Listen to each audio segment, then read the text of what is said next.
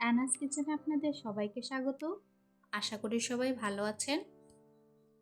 আজকে আমি বানাবো লাউ দিয়ে একটি দারুণ রেসিপি, শোল মাছের ঝোল। আমি আজকে 800 গ্রাম শোল মাছ নিয়েছি।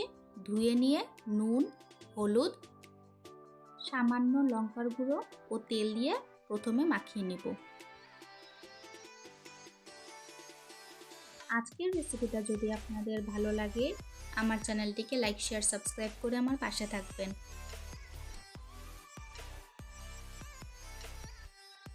ভালো করে মাখিয়ে নিয়ে 10 মিনিটের জন্য রেখে দেব।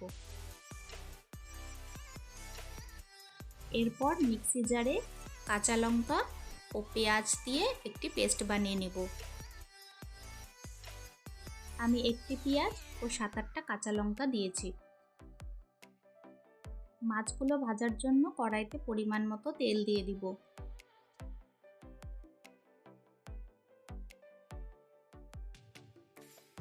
তেল গরম হয়ে এসেছে, এখন আমি মাছগুলো ভেজে নেব।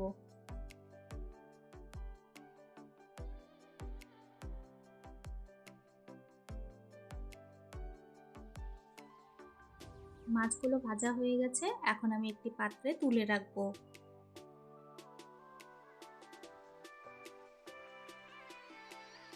ওই মাছ ভাজার তেলে একটি তেজপাতা ও সামান্য একটু জিরে ফোড়ন দেব।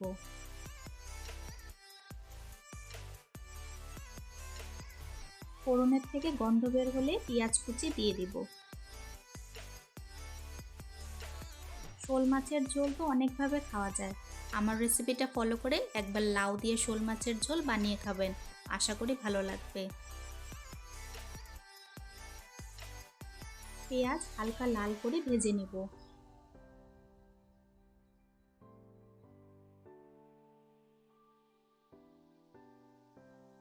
হালকা লাল করে ভাজা হয়ে গেছে, এখন আমি আলুগুলো ছেড়ে দেব।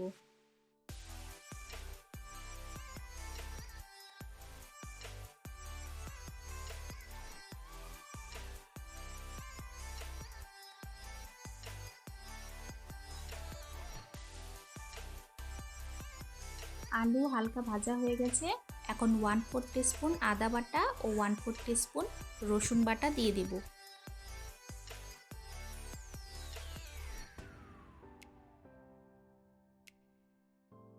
এখন ভালো করে একটু নাড়াচাড়া করে নেব।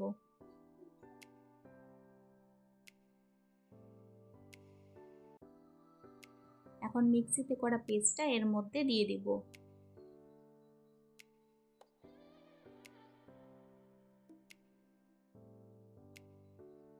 সবকিছু দিয়ে ভালো করে কষিয়ে নেব, যাতে কোনো কাঁচা গন্ধ না থাকে।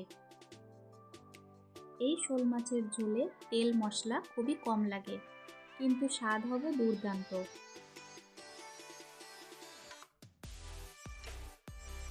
ভালো করে কষানো হয়ে গেছে, এখন আমি স্বাদ মতো নুন দিয়ে দেব। নুন দেওয়ার পর লাউগুলো ছেড়ে দেব। লাউগুলো দিয়ে ভালো করে মশলার সাথে মিশিয়ে নেব।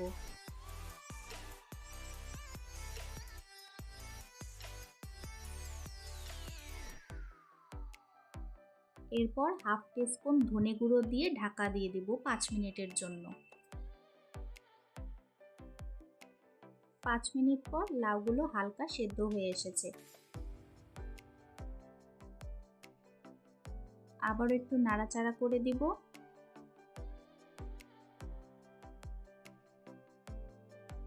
এখন 1 চামচ জিরে গুঁড়ো দিয়ে 3 কাপ জল দিয়ে দিব। আমি এখানে গরম জল ব্যবহার করেছি।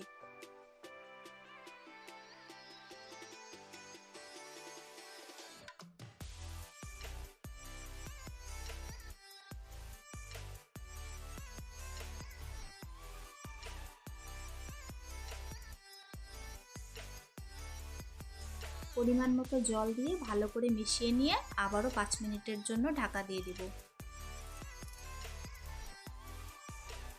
লাউগুলো এখন সেদ্ধ হয়ে এসেছে, এখন ভেজে রাখা মাছগুলো দিয়ে দিব।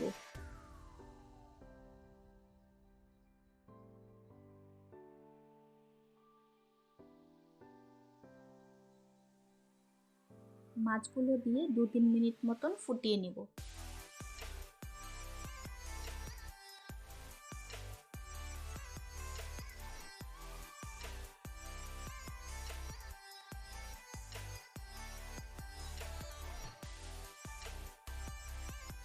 নামানোর আগে ধনেপাতা কুচি উপর থেকে ছড়িয়ে দেব।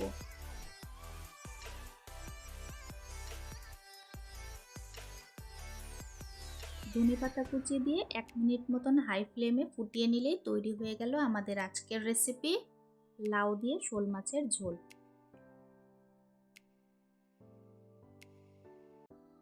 আজকের ভিডিও দেখার জন্য আপনাদের সবাইকে অনেক ধন্যবাদ। সবাই খুব ভালো থাকবেন।